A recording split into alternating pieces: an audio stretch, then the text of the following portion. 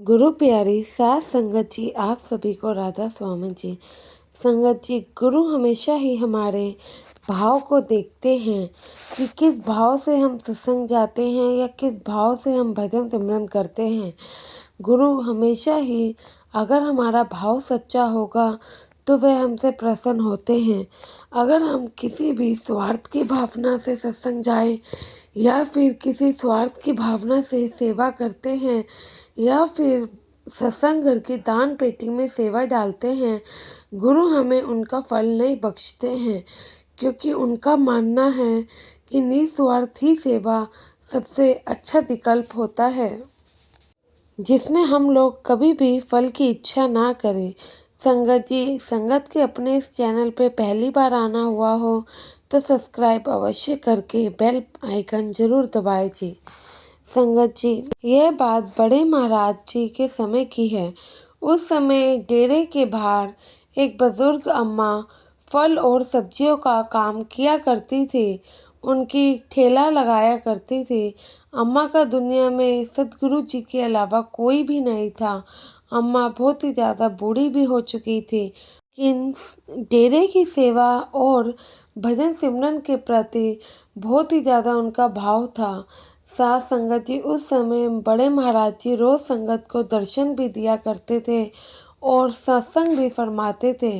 अम्मा ने एक असूल बनाया हुआ था कि वे दिन भर में जितने भी फल सब्जी बेचकर पैसे कमाती थी, उसमें से अपने लिए खाने का खर्चा रख लेती थी और ज़रूरी सामान के पैसे निकाल कर बाकी सब डेरे में दिया करती थी।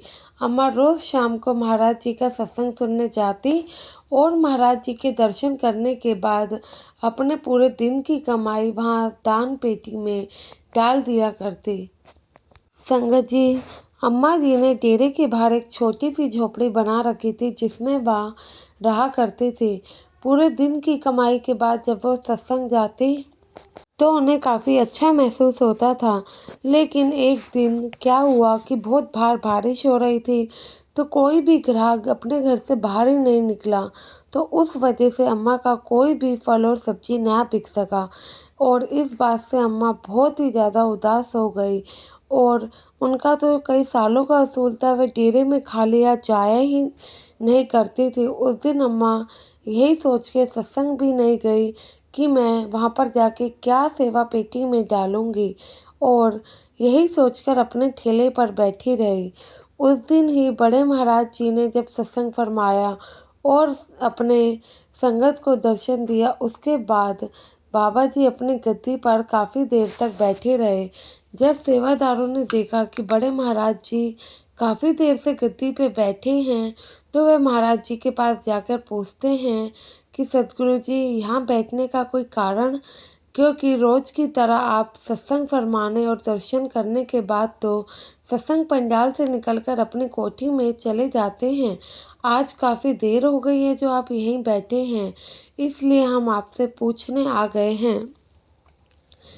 तो बड़े महाराज जी फरमाते हैं कि हाँ बेटा, मैं यहाँ पर किसी का इंतज़ार कर रहा हूँ।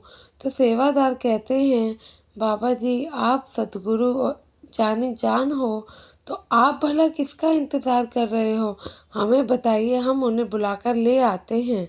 तो वह कहते हैं, बाबा जी कहते हैं कि बेटा, एक अम्मा है जो कि डेली ही मेरे दर्शन करने के लिए आती हैं और बड़े ही भाव से आती हैं, तो मैं उनके दर्शन का इंतज़ार कर रहा हूँ, वो कब आएंगी, क्योंकि उनके मन में बड़ी ही आस्था है, चाहे कुछ भी हो जाए, लेकिन वह सत्संग सुनना और मेरे दर्शन करना कभी नहीं छोड़ती हैं।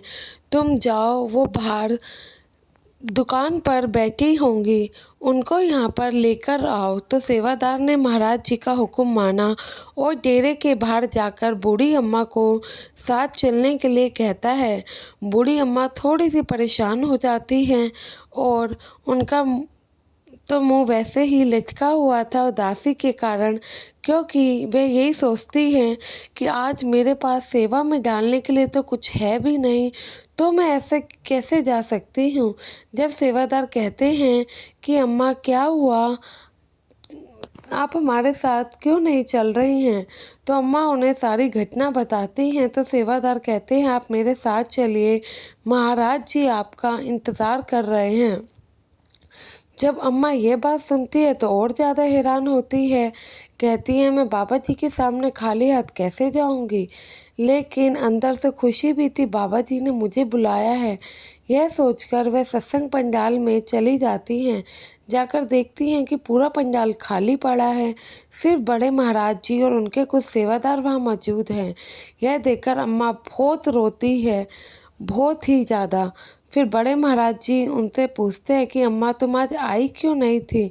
आज का सत्संग तुमने कैसे छोड़ दिया? तो अम्मा कहती है, महाराज जी आपको तो पता ही है कि मैं यहाँ रोज़ आती हूँ, आप तो सब जाने जान हैं। सच्चे बादशाह, आज मेरी दुकान में एक पैसे की भी कमाई नहीं हुई। तो आप ही बताओ, भला मैं खाली हाथ अपने गुरु के पास कैसे आ सकती थी?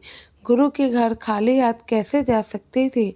तो बाबा जी उनके जोड़े हुए हाथ को नीचे करते हैं और कहते हैं, अम्मा, गुरु हमेशा देने वाले का भाव देखते हैं और नीयत देखते हैं कि उनकी नीयत कितनी साफ़ है, उनके मन में कितना भाव है।